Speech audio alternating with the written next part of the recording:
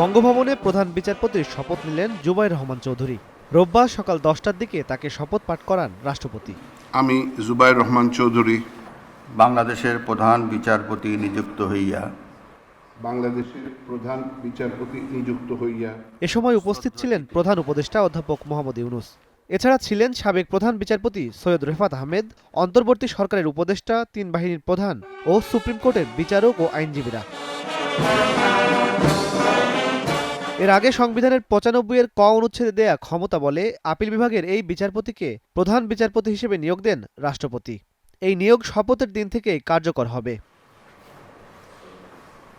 জুবাইর রহমান চৌধুরী ১৯৮৫ সালে জজ কোর্টে, ১৯৮৭ সালে হন হাইকোর্টের আইনজীবী, ২০০৩ সালে নিয়োগ পান অতিরিক্ত বিচারক হিসেবে, ২০২৪ সালের ১২ আগস্ট হন আপিল বিভাগের বিচারক।